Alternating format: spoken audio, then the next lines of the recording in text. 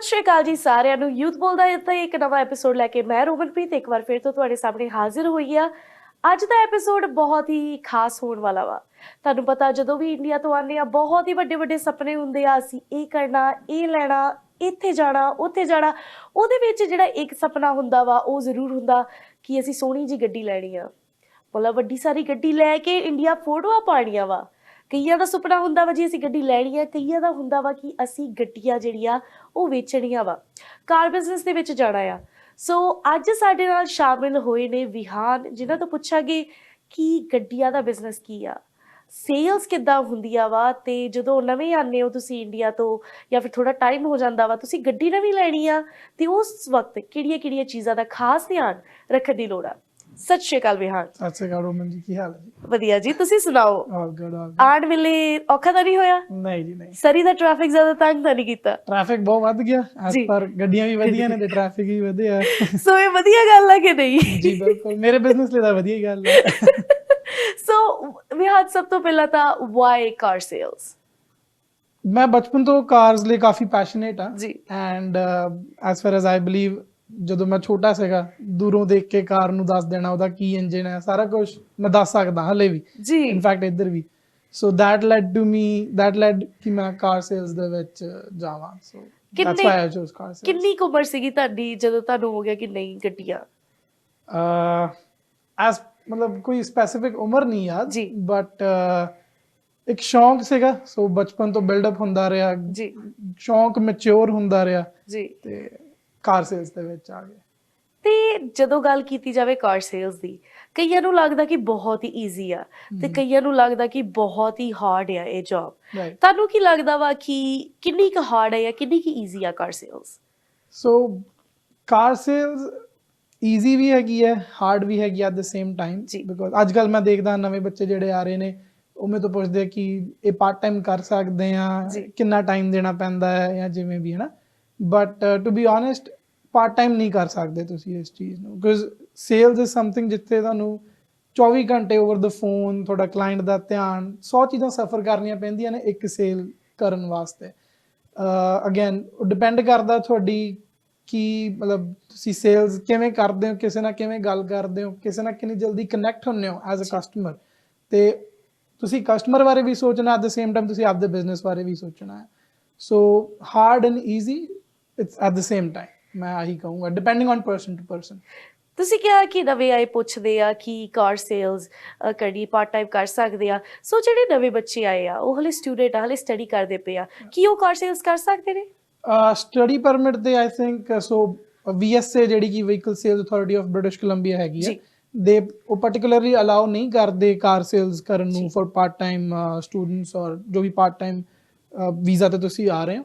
ਸੋ ਤੁਹਾਨੂੰ ਕਾਰ ਸੇਲਸ ਕਰਨ ਵਾਸਤੇ ਫੁੱਲ ਟਾਈਮ ਹੋਣਾ ਹੀ ਪਊਗਾ। ਸੋ ਐਟਲੀਸਟ ਵਰਕ ਪਰਮਿਟ ਹੋਣਾ ਚਾਹੀਦਾ। ਐਗਜ਼ੈਕਟਲੀ, ਹਾਂਜੀ ਹਾਂਜੀ। ਸੋ ਮੈਂ ਸਟੂਡੈਂਟ ਆ, ਮੈਨੂੰ ਹੈਗਾ ਕਿ ਮੈਂ ਗੱਡੀਆਂ ਵੇਚਣੀਆਂ ਆ, ਹਨਾ, ਮੈਂ ਇਹ ਬਿਜ਼ਨਸ ਦੇ ਵਿੱਚ ਆਉਣਾ ਬਹੁਤ ਅਪੀਲਿੰਗ ਲੱਗਦਾ ਵਾ ਮੈਨੂੰ। ਮੈਂ ਸਟੂਡੈਂਟ ਆ, ਮੈਂ ਨਹੀਂ ਕਰ ਸਕਦਾ, ਬਟ ਟੁਡੇ ਮੇਰਾ ਲੱਕੀ ਜੈਕਪਾਟ, ਮੇਰਾ ਵਰਕ ਪਰਮਿਟ ਆ ਗਿਆ। ਨਾਓ ਵਾਟ ਆਈ ਡੂ? ਸੋ ਜਿੱਦਾਂ ਹੀ ਤੁਹਾਡਾ ਵਰਕ ਪਰਮਿਟ ਆਉਂਦਾ, ਇਫ ਯੂ ਨੋ ਦੈਟ ਤੁਸੀਂ ਕਾਰ ਸੇਲਸ 'ਚ ਇੰਟਰਸਟਿਡ ਹੈਗੇ ਹੋ, ਤੁਹਾਨੂੰ ਕਾਰਸ ਬਾਰੇ ਨੌਲੇਜ ਹੈਗੀ ਹੈ, ਯੂ ਥਿੰਕ ਕਿ ਤੁਸੀਂ ਕਸਟਮਰ ਨੂੰ ਕਨਵਿੰਸ ਕਰ ਸਕਦੇ ਹੋ। ਸੋ ਸਭ ਤੋਂ ਪਹਿਲਾਂ ਤੁਹਾਡਾ ਕੰਮ ਹੈ ਕਿ ਤੁਸੀਂ ਆਪਦੇ ਲਈ ਇੱਕ ਰਾਈਟ ਡੀਲਰਸ਼ਿਪ ਲੱਭੋ। ਇੱਕ ਉਹ ਡੀਲਰਸ਼ਿਪ ਲੱਭੋ ਜਿੱਥੇ ਤੁਹਾਨੂੰ ਲੱਗਦਾ ਕਿ ਤੁਸੀਂ ਉਸ ਬ੍ਰਾਂਡ ਨੂੰ ਸੈਲ ਕਰ ਸਕਦੇ ਹੋ ਜਾਂ ਫਿਰ ਉਸ ਬ੍ਰਾਂਡ ਦੀ ਇਸ ਟਾਈਮ ਤੇ ਡਿਮਾਂਡ ਹੈਗੀ ਹੈ। ਜਦੋਂ ਤੁਹਾਨੂੰ ਲੱਗੇ ਕਿ ਲੈਟਸ ਸੇ ਫॉर ਐਗਜ਼ਾਮਪਲ ਤੁਸੀਂ ਕੋਈ ਇੱਕ ਬ੍ਰਾਂਡ ਤੇ ਲੈਂਡ ਹੁੰਨੇ ਹੋ, ਲੈਟਸ ਸੇ ਡੋਜ ਔਰ ਮਰਸੀਡੀਜ਼ ਬੈਂਜ਼ ਜਾਂ ਜੋ ਵੀ ਹੈ ਨਾ, ਸੋ ਤੁਸੀਂ ਉਸ ਤੋਂ ਬਾਅਦ ਉਸ ਡੀਲਰਸ਼ਿਪ ਦੇ ਵਿੱਚ 1 ਮਹੀਨਾ ਪ੍ਰੈਕਟਿਸ ਕਰ ਸਕਦੇ ਹੋ। ਉਸ ਤੋਂ ਬਾਅਦ ਤੁਸੀਂ VSA ਦਾ ਲਾਇਸੈਂਸ ਬਣਵਾਉਂਦੇ ਹੋ ਆਪਣਾ, ਐਂਡ ਦੈਨ ਉਹ ਲਾਇਸੈਂਸ ਦੇ ਵਿੱਚ ਆਈ ਥਿੰਕ 15 ਦਿਨਾਂ ਦਾ ਪ੍ਰੋਸੈਸ ਹੁੰਦਾ। ਸੋ ਉਹ ਲਾਇਸੈਂਸ ਤੋਂ ਬਾਅਦ ਤੁਸੀਂ ਆਪ ਦਾ ਕਾਰ ਸੇਲ ਸਟਾਰਟ ਕਰ ਸਕਦੇ ਹੋ। ਸੋ ਉਹ ਜਿਹੜਾ ਲਾਇਸੈਂਸ ਆ ਉਹਦੇ ਲਈ ਤੁਹਾਨੂੰ ਪੜ੍ਹਨਾ ਪੈਂਦਾ ਜਾਂ ਟੈਸਟ ਦੇਣਾ ਪੈਂਦਾ ਜਾਂ ਪ੍ਰੈਕਟੀਕਲ ਟ੍ਰੇਨਿੰਗ? ਜੀ ਹਾਂਜੀ, ਉਹ 'ਚ ਆਈ ਥਿੰਕ 7-8 ਕੋਰਸਿਸ ਹੁੰਦੇ ਆ। ਸੋ ਤੁਹਾਨੂੰ ਕੋਰਸਿਸ ਆਨਲਾਈਨ ਕਰਨੇ ਪੈਂਦੇ ਆ, ਅੱਜ ਕੱਲ੍ਹ ਸਾਰਾ ਕੁਝ ਆਨਲਾਈਨ ਹੀ ਹੋਇਆ ਪਿਆ। ਸੋ ਤੁਹਾਨੂੰ ਉਹ ਕੋਰਸਿਸ ਆਨਲਾਈਨ ਕਰਨ ਤੋਂ ਬਾਅਦ ਇੱਕ ਸਰਟੀਫਿਕੇਸ਼ਨ ਮਿਲਦੀ ਹੈ ਦੈਟ ਲਾਈਕ ਲੀਗਲੀ ਤੁਹਾਨੂੰ ਅਲਾਉ ਕਰਦੀ ਹੈ ਉਹ ਕਾਰ ਸੈਲ ਕਰਨ ਨੂੰ। ਬਿਕੋਜ਼ ਬਾਇੰਗ ਅ ਕਾਰ ਬਹੁਤ ਵੱਡਾ ਡਿਸੀਜਨ ਹੁੰਦਾ ਕਿਸੇ ਪਰਸਨ ਲਈ। ਸੋ ਇੱਕ ਅਥਾਰਟੀ ਗੋ ਥਰੂ ਹੋਵੇ, ਦੈਟ ਇਜ਼ ਸਮਥਿੰਗ ਜਿਹੜਾ ਕਿ ਉਹ ਰੈਗੂਲੇਟ ਕਰਦਾ ਉਸ ਚੀਜ਼ ਨੂੰ। ਕਈ ਵਾਰ ਹੁੰਦਾ ਵਾ ਕਿ ਤੁਹਾਡੀ ਜੇਬ ਇਹਦਾ ਖਰਚਾ ਨਹੀਂ ਚੱਲ ਸਕਦੀ ਇੱਕਦਮ ਹੀ, ਸੋ ਕਿੰਨਾ ਕੁ ਜਿਹੜਾ ਚਾਰजेस ਹੁੰਦੇ ਆ ਇਸ ਟੈਸਟ ਦੇ, is it like costly? I believe $800 for the first time ਜਦੋਂ ਤੁਸੀਂ ਲਾਇਸੈਂਸ ਮਤਲਬ ਟੈਸਟ ਅਪੇਅਰ ਕਰਦੇ ਹੋ, ਆਪਣਾ ਲਾਇਸੈਂਸ ਬਣਾਉਂਦੇ ਹੋ, ਫਿਰ ਈਅਰਲੀ ਰਿਨਿਊਅਲ ਫੀਸ ਹੁੰਦੀ ਹੈ ਦੀ around 250 to 300, so every year ਉਹ ਰਿਨਿਊ ਹੁੰਦਾ ਰਹਿੰਦਾ, ਤੁਸੀਂ ਇੱਕ ਸਰਟਨ ਫੀਸ ਐਵਰੀ ਈਅਰ ਦੇਣੀ ਹੈ ਫॉर ਦ ਲਾਇਸੈਂਸ। ਸੋ ਜਿਹੜਾ ਇਹ ਲਾਇਸੈਂਸ ਤੁਸੀਂ ਲੈ ਲੈਂਦੇ ਹੋ, ਇਹ ਲਾਇਸੈਂਸ ਦੇ ਨਾਲ ਤੁਸੀਂ ਕਿਤੇ ਵੀ ਕਾਰ ਸੇਲਸ ਕਰ ਸਕਦੇ ਹੋ, ਜ਼ਰੂਰੀ ਨਹੀਂ ਹੈਗਾ ਜਿਹੜੀ ਕੰਪਨੀ ਦੇ ਵਿੱਚ ਰਹਿ ਕੇ ਤੁਸੀਂ ਉਹ ਲਾਇਸੈਂਸ ਲਿਆ ਤੁਹਾਨੂੰ ਉਹਦੇ ਨਾਲ ਹੀ ਬਾਉਂਡ ਹੋਣਾ ਪਊਗਾ? ਨਹੀਂ, ਸੋ ਇਹ ਸਿਰਫ ਇੱਕ ਰੈਗੂਲੇਟਿੰਗ ਅਥਾਰਟੀ ਹੈਗੀ ਹੈ ਬ੍ਰਿਟਿਸ਼ ਕੋਲੰਬੀਆ ਦੀ, ਸੋ ਇੱਥੇ ਤੁਸੀਂ ਕੋਈ ਵੀ ਡੀਲਰਸ਼ਿਪ ਦੇ ਵਿੱਚ ਸੇਲਸ ਕਰ ਸਕਦੇ ਹੋ, ਇਟਸ ਨਾਟ ਨੈਸੈਸਰੀ ਕਿ ਤੁਹਾਨੂੰ ਇੱਕ ਹੀ ਡੀਲਰਸ਼ਿਪ 'ਚ ਰਹਿਣਾ ਪਊਗਾ। ਸੋ ਮਤਲਬ if you are passionate about any specific brand, ਤੁਸੀਂ ਉਹਦੇ ਵਿੱਚ ਜਾ ਕੇ ਆਪਣਾ ਕੰਮ ਕਰ ਸਕਦੇ ਹੋ ਜਿੱਦਾਂ ਵੀ ਚਾਹੋ। ਐਗਜ਼ੈਕਟਲੀ, ਹਾਂਜੀ। ਇਟਸ ਲਾਈਕ ਜਦੋਂ ਨਵਾਂ ਕੋਈ ਬੰਦਾ ਜਾਂਦਾ, is it like hard to get in license? ਤੁਸੀਂ ਡੀਲਰਸ਼ਿਪ ਲਾਇਸੈਂਸ ਲੈਣਾ ਇਜ਼ ਨਾਟ ਐਨ ਇਸ਼ੂ ਜੀ, ਬਿਕਾਜ਼ ਉਹ ਸਿਰਫ ਇੱਕ ਬੇਸਿਕ ਕੁਐਸਚਨੇਅਰ ਹੀ ਹੁੰਦਾ ਉਹ, ਤੇ ਜੇ ਤੁਹਾਨੂੰ ਬੇਸਿਕ ਚੀਜ਼ਾਂ ਪਤਾ ਨੇ, ਰੂਲਸ ਐਂਡ ਰੈਗੂਲੇਸ਼ਨਸ ਪਤਾ ਨੇ, ਤੁਸੀਂ ਥੋੜੀ ਬਹੁਤੀ ਪਾਲਿਸੀਜ਼ VSA ਦਾ ਪੜ੍ਹ ਸਕਦੇ ਹੋ ਪ੍ਰੋਪਰ ਔਨ ਦ ਨੈਟ, ਉਹ ਕੋਰਸਿਸ ਦਿੰਦੇ ਆ ਤੁਹਾਨੂੰ, ਸੋ ਉਹ ਕੋਰਸ ਰੀਡ ਕਰਕੇ ਤੁਸੀਂ ਉਹ ਟੈਸਟ ਕਲੀਅਰ ਕਰ ਸਕਦੇ ਹੋ। ਓਕੇ, ਸੋ ਇਫ ਤੁਸੀਂ ਉਹ ਸਾਰਾ ਕੁਝ ਕਲੀਅਰ ਕਰ ਲਿਆ, you are free to work anywhere, right? ਤੇ ਉਸ ਤੋਂ ਬਾਅਦ ਆਪਣੀ ਹੀ ਪ੍ਰੈਕਟਿਸ ਹੁੰਦੀ ਆ ਕਿ ਆਪਾਂ ਕਸਟਮਰਸ ਦੇ ਨਾਲ ਕਿੱਦਾਂ ਡੀਲ ਕਰਦੇ ਆ, ਉਹ ਚੀਜ਼ ਕਿੱਦਾਂ ਅੱਗੇ ਫਲੋ ਕਰਦੀ ਆ, ਰਾਈਟ? ਉਹ ਸੋ ਕਸਟਮਰ ਨਾਲ ਡੀਲਿੰਗ ਇਦਾਂ ਹੈ ਜੀ, ਉਹ ਤੇ ਗਰੋ ਕਰਦੀ ਹੈ ਤੁਹਾਡੀ ਜਿੰਨੇ ਤੁਸੀਂ ਕਸਟਮਰਸ ਨਾਲ ਡੀਲ ਕਰਦੇ ਰਹੋਗੇ ਜੀ, ਰਾਈਟ? ਹੁਣ ਮੰਨ ਲਓ ਜੇ ਤੁਸੀਂ ਤੁਹਾਡਾ ਪਹਿਲਾ ਕਸਟਮਰ ਬਹੁਤ ਡਿਫਰੈਂਟ ਹੋਊਗਾ, ਜਦੋਂ ਤੁਸੀਂ ਇਸ ਇੰਡਸਟਰੀ ਦੇ ਵਿੱਚ ਜਿੱਦਾਂ ਜਾਂਦੇ ਰਹੋਗੇ, ਤੁਹਾਡਾ ਹਰ ਇੱਕ ਕਸਟਮਰ ਤੁਹਾਨੂੰ ਨਵਾਂ ਐਕਸਪੀਰੀਅੰਸ ਦੇ ਕੇ ਜਾਂਦਾ ਹੈ। ਕੋਈ ਕਸਟਮਰ ਪ੍ਰਾਈਸ ਤੇ ਨੈਗੋਸ਼ੀਏਟ ਕਰਦੇ ਆ, ਕੋਈ ਕਸਟਮਰ ਗੱਡੀ ਦੇ ਫਿਕਸਚਰਸ ਤੇ ਨੈਗੋਸ਼ੀਏਟ ਕਰਦੇ ਆ, ਸੋ ਇਸ ਟ੍ਰੇਡ 'ਚ ਆ ਵੀ ਕਿਹਾ ਜਾਂਦਾ ਹੈ ਕਿ every customer is a new experience, so ਤੁਹਾਨੂੰ ਹਰ ਇੱਕ ਕਸਟਮਰ ਕੁਝ ਸਿਖਾ ਕੇ ਜਾਂਦਾ ਤੇ ਕੁਛ ਨਾ ਕੁਛ ਤੁਹਾਨੂੰ ਯਾਦ ਜ਼ਰੂਰ ਆਉਂਦਾ ਇੱਕ ਕਸਟਮਰ ਵਾਸਤੇ। ਜਦੋਂ ਆਪਾਂ ਗੱਡੀ ਦੀ ਗੱਲ ਕਰਦੇ ਆ ਕਿ ਅਸੀਂ ਗੱਡੀ ਲੈਣੀ ਆ, ਰਾਈਟ, ਉਹਦੇ ਵਿੱਚ ਇੱਕ ਬਹੁਤ ਹੀ ਜ਼ਿਆਦਾ ਮੇਜਰ ਰੋਲ ਪਲੇ ਹੁੰਦਾ ਵਾ credit score the, right? So what is credit score? So credit score, ਹੁਣ ਮੰਨ ਲਓ ਤੁਸੀਂ ਕੈਨੇਡਾ 'ਚ ਨਵੇਂ ਆਏ ਹੋ, ਤੁਸੀਂ ਆਂਦੀ ਤੁਹਾਨੂੰ ਬੈਂਕ $1,500 ਦਾ ਕ੍ਰੈਡਿਟ ਕਾਰਡ ਦੇ ਦਿੰਦੀ ਆ। ਮੈਂ ਅੱਜ ਕੱਲ੍ਹ ਕੀ ਦੇਖਦਾ, ਹੁਣ ਸਾਡੇ ਤਾਂ ਰੋਜ਼ ਦਾ ਕੰਮ ਆ ਲੋਕਾਂ ਦੇ ਕ੍ਰੈਡਿਟ ਚੈੱਕ ਕਰਨਾ ਐਂਡ ਆਲ ਦੈਟ, ਸੋ ਅੱਜ ਕੱਲ੍ਹ ਮੈਂ ਕੀ ਦੇਖਦਾ, ਬੱਚੇ 1000 500 ਦੇ ਕ੍ਰੈਡਿਟ ਕਾਰਡ ਜਿਹੜੇ ਹੈਗੇ ਉਹ ਫੁੱਲ ਲਿਮਟਾਂ ਤੱਕ ਉਹਨਾਂ ਨੇ ਯੂਟਿਲਾਈਜ਼ ਕੀਤੀਆਂ ਹੁੰਦੀਆਂ ਨੇ, and then they are like ਕਿ ਵੀ ਸਾਨੂੰ ਬਈ ਤੁਸੀਂ ਮਸਟੈਂਗ ਅਪਰੂਵ ਕਰਾ ਦਿਓ ਜਾਂ ਜੋ ਮਰਜ਼ੀ, ਰਾਈਟ, ਅਪਰੂਵ ਕਰਾ ਦਿਓ। ਸੋ ਤੁਸੀਂ ਆਪ ਦੇਖੋ, ਜੇ ਤੁਹਾਡੇ ਕੋਲ 1000 ਦੀ ਕ੍ਰੈਡਿਟ ਕਾਰਡ ਲਿਮਿਟ ਹੈ, ਤੁਸੀਂ 40,000 ਦਾ ਲੋਨ ਕਿਵੇਂ ਮੰਗ ਸਕਦੇ ਹੋ, ਉਹ ਵੀ ਤੁਸੀਂ $1000 ਪੂਰਾ ਯੂਟਿਲਾਈਜ਼ ਕੀਤਾ ਹੋਇਆ, ਰਾਈਟ? ਸੋ ਕ੍ਰੈਡਿਟ ਸਕੋਰ ਬਹੁਤ ਜ਼ਿਆਦਾ ਇੰਪੋਰਟੈਂਟ ਆ ਜੇ ਤੁਸੀਂ ਕੋਈ ਕਾਰ ਲੈਣੀ ਹੈ ਜਾਂ ਕੋਈ ਵੀ ਪਰਚੇਜ਼ ਕਰਨੀ ਹੈ, ਬਿਕਾਜ਼ ਤੁਸੀਂ ਬੇਸਿਕਲੀ ਇੱਕ ਬੈਂਕ ਨੂੰ ਸ਼ੋ ਕਰ ਰਹੇ ਹੋ ਕਿ ਯੈਸ, ਜੇ ਤੁਸੀਂ ਮੈਨੂੰ ਪੈਸੇ ਦਿਓਗੇ ਤੇ ਮੈਂ ਇਹਨੂੰ ਪੇ ਕਰੂੰਗਾ ਇੱਕ ਟਾਈਮ, ਮਤਲਬ ਜੋ ਵੀ ਸਰਟਨ ਟਾਈਮ ਹੈ, ਬਾਈ ਵੀਕਲੀ, ਮੰਥਲੀ, ਜੋ ਵੀ ਤੁਸੀਂ ਪੇਮੈਂਟ ਆਪਸ਼ਨ ਚੂਜ਼ ਕਰਦੇ ਹੋ, ਸੋ ਉਹ ਪੇਮੈਂਟ ਮਿਸ ਨਹੀਂ ਹੋਊਗੀ। ਸੋ ਉਸ ਵਾਸਤੇ ਕ੍ਰੈਡਿਟ ਸਕੋਰ ਬਹੁਤ ਜ਼ਿਆਦਾ ਜ਼ਰੂਰੀ ਆ, ਕਿਉਂਕਿ ਤੁਸੀਂ ਅੱਗੇ ਕੋਈ ਵੀ ਵੱਡੀ ਪਰਚੇਜ਼ ਕਰਨੀ ਹੈ, ਤੁਹਾਡਾ ਕ੍ਰੈਡਿਟ ਹੀ ਮਾਇਨੇ ਰੱਖਦਾ ਆ। ਸੋ ਕ੍ਰੈਡਿਟ ਸਕੋਰ ਨੂੰ ਕਿੱਦਾਂ ਮੇਨਟੇਨ ਰੱਖਿਆ ਜਾਵੇ? ਕ੍ਰੈਡਿਟ ਸਕੋਰ ਨੂੰ ਮੇਨਟੇਨ ਕਰਨ ਦੇ ਕਾਫੀ ਸਿੰਪਲ ਪ੍ਰਿੰਸੀਪਲਸ ਹੈਗੇ ਆ, ਜੇ ਮੈਂ ਕਹਾਂ। ਸੋ ਬੇਸਿਕਲੀ ਤੁਹਾਡਾ ਜੇ ਕ੍ਰੈਡਿਟ ਯੂਟਿਲਾਈਜੇਸ਼ਨ ਜਿਹੜੀ ਹੈਗੀ ਆ, ਟਰਾਈ ਕਿ ਤੁਸੀਂ ਉਹਨੂੰ 30 to 40% ਦੇ ਵਿੱਚ ਰੱਖੋ। ਮੰਨ ਲਓ ਜੇ ਤੁਹਾਡਾ $1000 ਦਾ ਕ੍ਰੈਡਿਟ ਕਾਰਡ, ਤੁਸੀਂ ਉਹਨੂੰ 300 ਤੋਂ 400 ਦੇ ਵਿੱਚ ਯੂਜ਼ ਕਰੋ। ਐਵਰੀ ਮੰਥ ਬੈਂਕ ਤੁਹਾਨੂੰ ਇੱਕ ਸਟੇਟਮੈਂਟ ਆਫ ਬੈਲੈਂਸ ਇਸ਼ੂ ਕਰਦਾ ਹੈ, ਉਹ ਕੋਈ ਵੀ ਡੇਟ ਤੇ ਹੋ ਸਕਦੀ ਹੈ। ਤੁਸੀਂ ਮੇਕ ਸ਼ੋਰ ਕਰੋ ਕਿ ਤੁਸੀਂ ਜਿੰਨਾ ਮੰਥ 'ਚ ਜੋ ਐਕਸਪੈਂਸ ਕੀਤਾ ਉਹ ਤੁਸੀਂ ਪੇ ਜ਼ਰੂਰ ਕਰ ਦਿਓ। ਮੰਨ ਲਓ ਮੈਂ ਇਸ ਮੰਥ ਕ੍ਰੈਡਿਟ ਕਾਰਡ ਤੇ ਆਪਣੇ $200 ਯੂਜ਼ ਕੀਤੇ, ਸੋ ਸਟੇਟਮੈਂਟ ਆਫ ਬੈਲੈਂਸ ਤੋਂ ਆਉਣ ਤੋਂ ਪਹਿਲਾਂ I have to make sure ਕਿ ਮੈਂ ਉਹ ਬੈਲੈਂਸ ਪੇ ਕਰਦਾ। ਸੋ ਉਹ 2-4 ਚੀਜ਼ਾਂ ਹੋ ਗਈਆਂ। ਦੈਨ ਤੁਹਾਡੇ ਬਿਲਸ ਜਿਹੜੇ ਹੈਗੇ ਆ, ਮੇਕ ਸ਼ੋਰ ਉਹ ਔਨ ਟਾਈਮ ਹੋਣ, ਫੋਨ ਬਿਲਸ, ਬਾਈ ਤੁਹਾਡੀ ਕਾਰ ਦੀਆਂ ਪੇਮੈਂਟਸ ਨਾ ਮਿਸ ਹੋਣ। ਆਹ 2-4 ਚੀਜ਼ਾਂ ਤੇ ਤੁਸੀਂ ਧਿਆਨ ਰੱਖੋਗੇ, ਤੁਹਾਡਾ ਕ੍ਰੈਡਿਟ ਸਕੋਰ ਕਿਤੇ ਨਹੀਂ ਜਾਣ ਲੱਗਾ। ਸੋ ਜਦੋਂ ਘੱਟ ਕ੍ਰੈਡਿਟ ਸਕੋਰ ਹੁੰਦਾ ਆ, ਰਾਈਟ, ਉਦੋਂ ਕਾਰ ਲੈਣ ਦੇ ਵਿੱਚ ਕਾਫੀ ਜ਼ਿਆਦਾ ਦਿੱਕਤਾਂ ਆਉਂਦੀਆਂ ਵਾ, ਰਾਈਟ? ਤੇ ਉੱਥੇ ਇੱਕ ਨਾਮ ਮੈਂ ਸੁਣਿਆ ਵਾ ਕੋ-ਸਾਈਨਰ ਦਾ। ਸੋ ਕੋ-ਸਾਈਨਰ ਦਾ ਕੀ ਰੋਲ ਪਲੇ ਹੁੰਦਾ ਆ ਕਾਰ ਬਾਈਕ ਦੇ ਵਿੱਚ? ਕੋ-ਸਾਈਨਰ ਬੇਸਿਕਲੀ ਇੱਕ ਤੁਹਾਡਾ ਗਾਰੰਟੀ ਬਣ ਜਾਂਦੀ ਆ ਵੀ ਜੇ ਮੰਨ ਲਓ ਇਸ ਬੰਦੇ ਤੋਂ ਪੇਮੈਂਟ ਨਹੀਂ ਦਿੱਤੀ ਗਈ, ਸੋ ਦੂਜੇ ਬੰਦੇ ਤੋਂ ਆਪਾਂ ਪੇਮੈਂਟ ਵਿਡਰਾ ਕਰ ਸਕਦੇ ਹਾਂ ਜਾਂ ਉਹ ਬੰਦਾ ਉਸ ਲੋਨ ਲਈ ਅਕਾਊਂਟੇਬਲ ਹੋ ਜਾਊਗਾ। ਸੋ ਮੇਰਾ ਇਹ ਸੁਜੈਸ਼ਨ ਹੁੰਦਾ ਅੱਜ ਕੱਲ੍ਹ ਬੱਚਿਆਂ ਨੂੰ ਵੀ, ਮੰਨ ਲਓ ਹੁਣ ਕੋਈ ਹਸਬੈਂਡ ਵਾਈਫ ਆਉਂਦੇ ਆ, ਦੇ ਨੋ ਦੈਟ ਉਹਨਾਂ ਨੇ ਰਹਿਣਾ ਇਕੱਠੇ ਆ, ਉਹ ਇੱਕ ਜੋੜੀ ਆ, ਰਾਈਟ? ਬਟ ਆਪਾਂ ਨੂੰ ਇੱਥੇ ਕਿਸੇ ਦਾ ਨਹੀਂ ਪਤਾ ਕਿ ਹੁਣ ਆਪਾਂ ਨਵੇਂ ਆਉਂਦੇ ਹਾਂ। ਮੈਂ ਦੇਖਦਾ ਅੱਜ ਕੱਲ੍ਹ ਬੱਚੇ ਚਾਰ ਕੋ-ਸਾਈਨਰ ਲੈ ਆਉਂਦੇ ਆ ਬਈ ਨਹੀਂ ਚਲਾਣੀ ਤਾਂ ਮਸਟੈਂਗ ਹੀ ਆ ਭਾਵੇਂ ਕੋ-ਸਾਈਨਰ ਚਾਰ ਪਾ ਦਿਓ ਰਾਈਟ।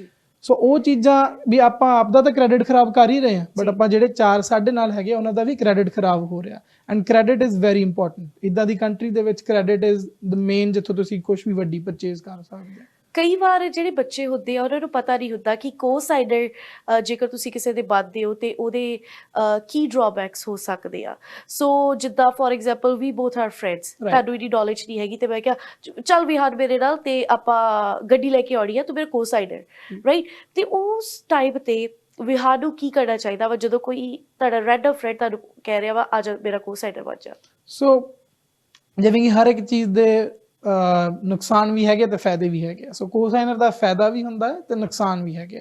ਉਹ ਡਿਪੈਂਡ ਕਰਦਾ ਕਿ ਤੁਸੀਂ ਆਪਣੇ ਨਾਲ ਦੇ ਪਰਸਨ ਤੇ ਜੇ ਟਰਸਟ ਕਰਦੇ ਹੋ ਕਿ ਹਾਂ ਉਹਦੀ ਕੈਪੇਬਿਲਿਟੀ ਹੈਗੀ ਹੈ ਕਿ ਉਹ ਮੰਥਲੀ ਪੇਮੈਂਟ ਇੰਨੀ ਅਫੋਰਡ ਕਰ ਸਕਦਾ ਤੇ ਆਈ ਵੁੱਡ ਸੇ ਉਹ ਕੋਈ ਡਿਸੀਜਨ ਲੈਣਾ ਕੋਈ ਵੱਡੀ ਗੱਲ ਨਹੀਂ ਹੈਗੀ। ਬਟ ਜੇ ਤੁਹਾਨੂੰ ਲੱਗਦਾ ਕਿ ਨਹੀਂ ਯਾਰ ਇਹ ਬੰਦਾ ਹਲੇ ਆਪ ਵੀ ਅਨਸਟੇਬਲ ਹੈਗਾ ਤੇ ਜਿਹੜਾ ਕਿ ਅਕਸਰ ਸਟੂਡੈਂਟ ਅਸੀਂ ਕਰਦੇ ਹਾਂ ਰਾਈਟ ਤੇ ਇਹ ਬੰਦਾ ਆਪ ਵੀ ਅਨਸਟੇਬਲ ਹੈਗਾ ਆਈ ਡੋਂਟ ਥਿੰਕ ਕਿ ਤੋਂ ਪੇਮੈਂਟ ਅਫੋਰਡ ਹੋਊਗੀ ਸੋ ਉਹ ਤੁਹਾਡਾ ਕ੍ਰੈਡਿਟ ਲਈ ਵੀ ਉਹ ਚੀਜ਼ ਖਰਾਬ ਹੋ ਸਕਦੀ ਹੈ।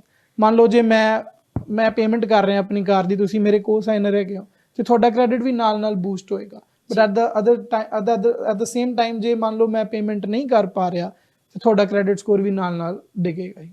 ਸੋ ਵਟ ਹੈਪਨਸ ਕਿ ਮੈਂ ਹੁਣ ਪੇਮੈਂਟਸ ਬਹੁਤ ਸਾਰੀਆਂ ਮਿਸ ਕਰਦੀਆਂ ਜੀ so how it would impact the ਕੋ-ਸਾਈਨਰ।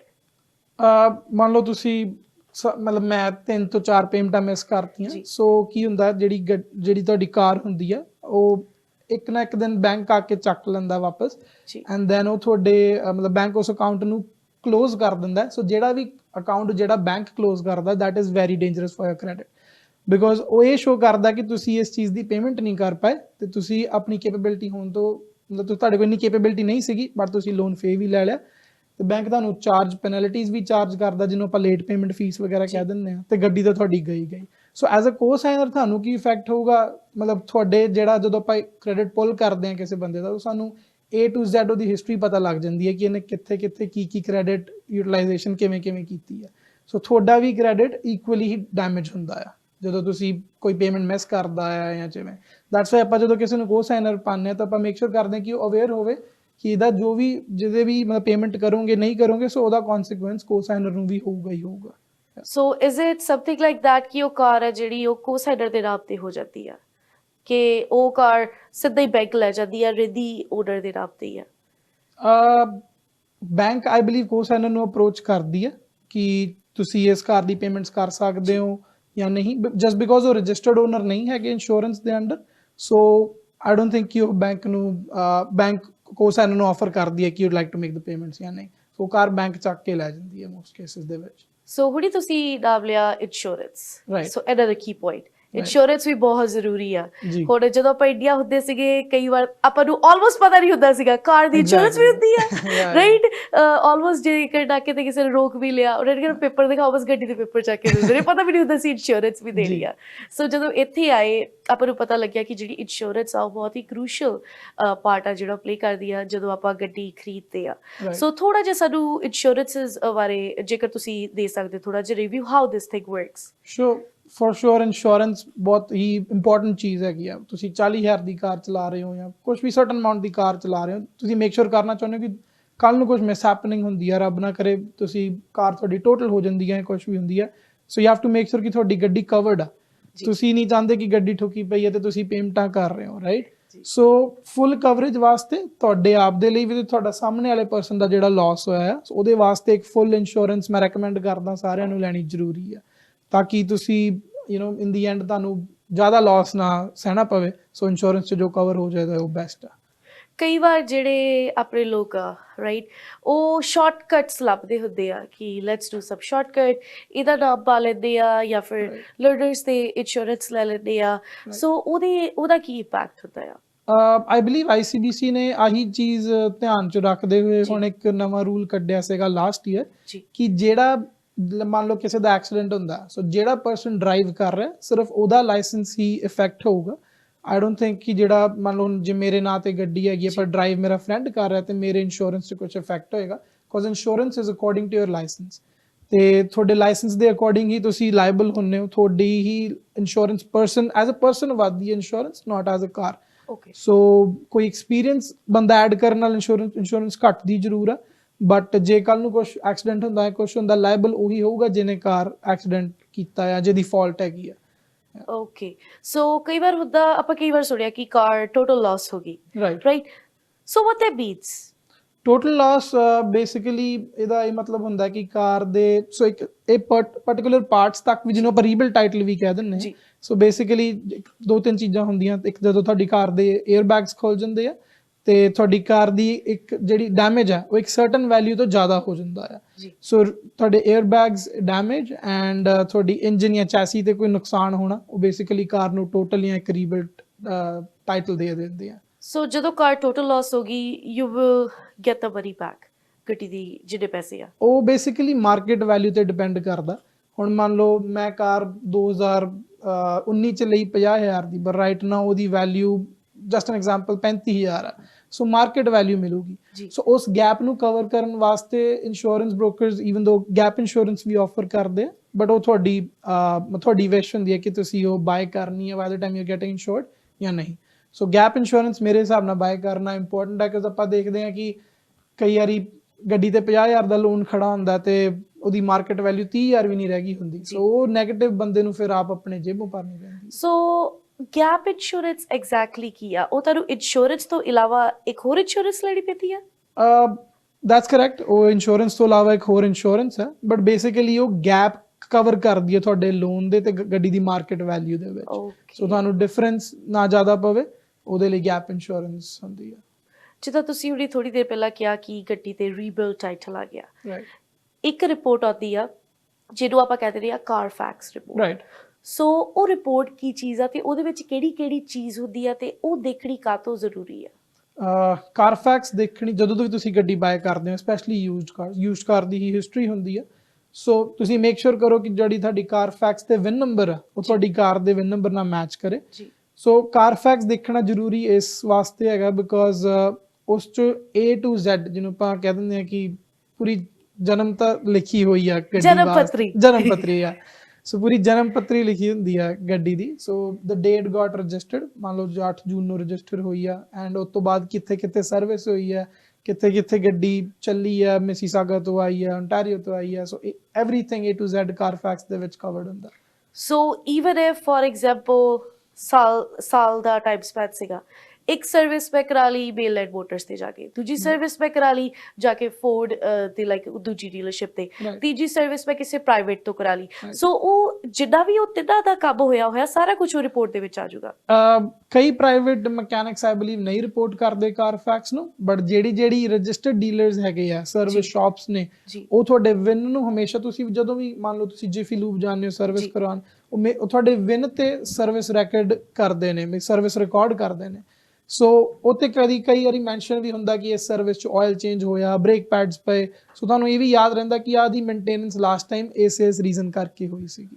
So that's why ਕਾਰਫੈਕਸ important ਹੈ। ਤੇ ਕਈ ਵਾਰ ਜਿੱਦਾਂ ਹੁਣ ਆਪਣੇ ਬੱਚੇ ਹੁੰਦੇ ਆ, ਯੂਥ ਹੈਗਾ ਵਾ, ਸਟੂਡੈਂਟ ਹੈਗੇ ਆ, ਉਹਨਾਂ ਨੂੰ ਹੁੰਦਾ ਹਲੇ ਮੈਂ ਇੰਨੇ ਪੈਸੇ ਅਫੋਰਡ ਨਹੀਂ ਕਰ ਸਕਦਾ, ਹਲੇ ਮੈਂ ਲੋਨ ਨਹੀਂ ਲੈਣਾ, ਚਲ ਮਾਰਕੀਟ ਪਲੇਸ ਤੋਂ ਕੋਈ 2-4 ਹਜ਼ਾਰ ਦੀ ਗੱਡੀ ਲੈ ਲੈਂਦੇ ਆ, ਰਾਈਟ? ਤੇ ਉਹਦੇ ਵਿੱਚ ਕਈ ਵਾਰ ਫਰਾਡਸ ਵੀ ਹੁੰਦੇ ਆ, ਕਈ ਵਾਰ ਗੱਡੀ ਸਹੀ ਵੀ ਨਹੀਂ ਹੁੰਦੀ ਹੈਗੀ, ਕਈ ਵਾਰ ਬਾਅਦ 'ਚ ਉਹਨਾਂ ਨੂੰ ਪਤਾ ਲੱਗਦਾ ਵਾ ਕਿ ਇਹਦੇ ਵਿੱਚ ਡੈਮੇਜਸ ਸੀਗੇ। ਸੋ ਜੇਕਰ ਕਿਸੇ ਨੇ ਗੱਡੀ ਇੱਦਾਂ ਬਾਏ ਕਰਨੀ ਆ ਆਪਣਾ ਲਾਈਕ ਪ੍ਰਾਈਵੇਟਲੀ, ਸੋ ਉਦੋਂ ਕਿਹੜੀਆਂ ਜਿਹੜੀਆਂ ਖਾਸ ਤੇ ਚੀਜ਼ਾਂ ਹੁੰਦੀਆਂ ਵਾ ਜਿਹਦਾ ਧਿਆਨ ਰੱਖਣਾ ਬਹੁਤ ਜ਼ਿਆਦਾ ਜ਼ਰੂਰੀ ਆ? ਸੋ ਪਹਿਲਾਂ ਮੈਂ ਤਾਂ ਸਾਰਿਆਂ ਨੂੰ ਅਵੇਅਰ ਕਰਨਾ ਚਾਹੂੰਗਾ ਕਿ ਤੁਸੀਂ ਜਦੋਂ ਵੀ ਮਾਰਕੀਟ ਪਲੇਸ ਤੋਂ ਕੋਈ ਕਾਰ ਬਾਏ ਕਰਦੇ ਹੋ, ਜੀ, ਤੁਸੀਂ ਜਿੱਥੋਂ ਬਾਏ ਕਰ ਰਹੇ ਹੋ ਕਾਰ, ਉਹ ਵੀ ਬੰਦਾ ਇਕੁਅਲੀ ਲਾਇਬਲ ਹੈਗਾ ਜਿੰਨਾ ਇੱਕ ਡੀਲਰਸ਼ਿਪ ਲਾਇਬਲ ਹੈ ਉਸ ਕਾਰ ਨੂੰ ਜਦੋਂ ਉਹ ਸੈਲ ਕਰਦਾ। ਜੀ। ਸੋ ਮੰਨ ਲਓ ਤੁਸੀਂ ਕਾਰ ਬਾਏ ਕਰਦੇ ਹੋ ਤੇ ਡਾਊਨ ਦ ਲੇਨ 1 ਮੰਥ ਬਾਅਦ ਤੁਹਾਡਾ ਕੋਈ ਮਕੈਨੀਕਲ ਇਸ਼ੂ ਆ ਜਾਂਦਾ ਹੈ ਜਾਂ ਕੁਛ ਹੋ ਜਾਂਦਾ, ਸੋ ਤੁਸੀਂ ਉਸ ਬੰਦੇ ਨੂੰ ਪੁੱਛ ਸਕਦੇ ਹੋ ਕਿ ਇਹਦੀ ਇਹ ਸਰਵਿਸ ਕਦੋਂ ਹੋਈ ਸੀਗੀ, ਕਿ ਇਸ ਸਰਵਿਸ ਦੇ ਵਿੱਚ ਇਹਨੇ ਇਨਸਪੈਕਸ਼ਨ ਸੇਫਟੀ ਪਾਸ ਕੀਤੀ ਸੀ ਜਾਂ ਨਹੀਂ। ਸੋ ਇੱਕ ਬੰਦਾ ਵੀ ਲੀਗਲੀ ਲਾਇਬਲ ਹੁੰਦਾ ਆ ਜਦੋਂ ਉਹ ਪ੍ਰਾਈਵੇਟ ਕਾਰ ਸੈਲ ਕਰਦਾ ਹੈ।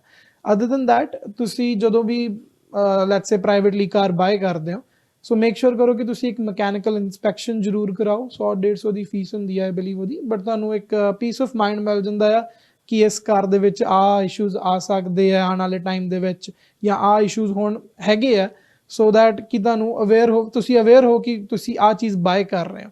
ਸੋ ਕੋਈ ਵੀ ਮਕੈਨਿਕ ਤੁਹਾਨੂੰ ਜਸਟ ਇੱਕ ਇਨਸਪੈਕਸ਼ਨ ਜ਼ਰੂਰ ਕਰਦਾ ਆ ਗੱਡੀ ਦੀ, ਸੋ ਉਹਦੇ ਵਿੱਚ ਸਾਨੂੰ A to Z ਪਤਾ ਲੱਗ ਜਾਂਦਾ ਕਿ ਕੀ ਇਸ਼ੂਜ਼ ਹੈਗੇ ਆ, ਜਾਂ ਗੱਡੀ ਪੂਰੀ ਕਲੀਨ ਹੈ, that you should buy it or not।